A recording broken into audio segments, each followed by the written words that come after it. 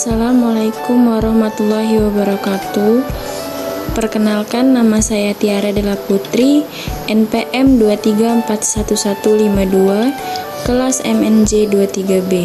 Di sini saya akan menjelaskan tentang rencana dan tujuan organisasi. Yang pertama adalah pengertian. Perencanaan merupakan proses dalam memulai berbagai tujuan, batasan, strategi, kebijakan, dan juga rencana yang sangat detail dalam mencapainya.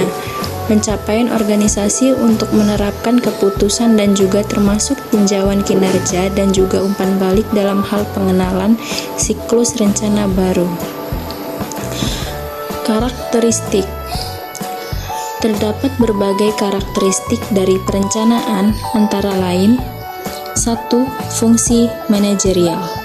Perencanaan adalah suatu fungsi manajerial yang paling pertama dan juga paling penting dalam menyediakan dasar untuk fungsi lain dari manajemen, yakni kepegawaian, pengarahan, pengorganisasian, dan juga pengendalian, karena di dalamnya dilakukan ruang lingkup rencana yang dibuat.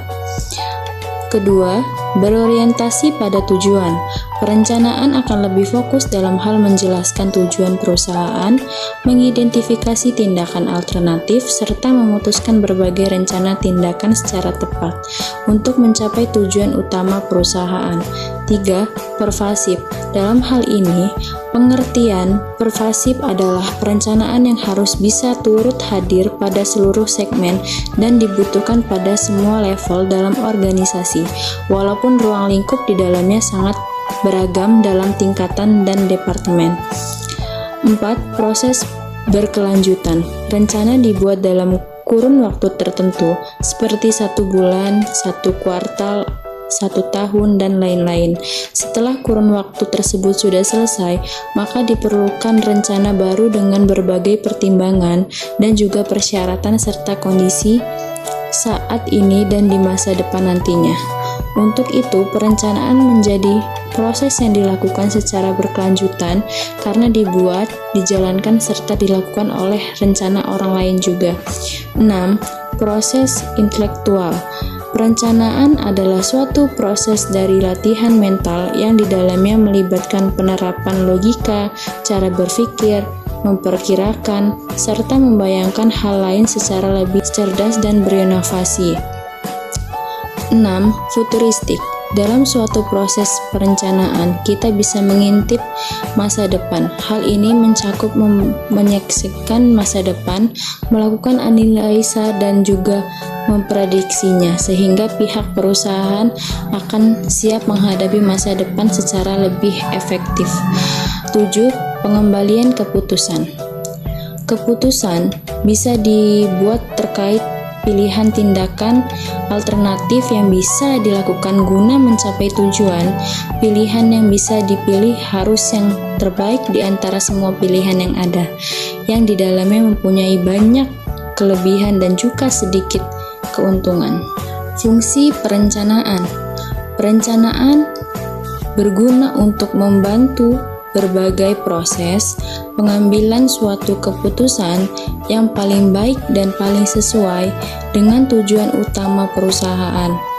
Dalam proses pelaksanaannya, pihak manajer harus mampu menjawab pertanyaan SW dan 1H. Jadi, pada intinya, perencanaan memiliki fungsi untuk mencapai tingkat efektivitas dan juga efisiensi operasional perusahaan, sehingga nantinya bisa dilakukan upaya mengidentifikasi berbagai hambatan, melakukan koreksi terkait penyimpangan secara cepat, sehingga perusahaan bisa berjalan secara lebih baik. Tujuan rencana organisasi. Tujuan perencanaan. Setiap perusahaan memiliki tujuan yang berbeda dan pastinya perencanaan yang disusun pun akan berbeda-beda. Tapi pada dasarnya tujuan perusahaan dalam melakukan perencanaan adalah sebagai berikut: untuk mengantisipasi dan juga beradaptasi dengan berbagai perubahan yang mungkin terjadi, untuk memberikan arahan kepada para administrator ataupun non-administrator agar bisa melakukan tugasnya sesuai dengan rencana yang sudah dibuat, menghindari atau meminimalisir berbagai potensi terkait adanya tumpang tindih dan pembobroman dalam hal pelaksanaan pekerjaan, menetapkan suatu standar tertentu yang intinya harus bisa digunakan dalam bekerja sehingga akan memudahkan proses pengawasan ataupun pemantauan. Sekian video dari saya. Terima kasih. Wassalamualaikum warahmatullahi wabarakatuh.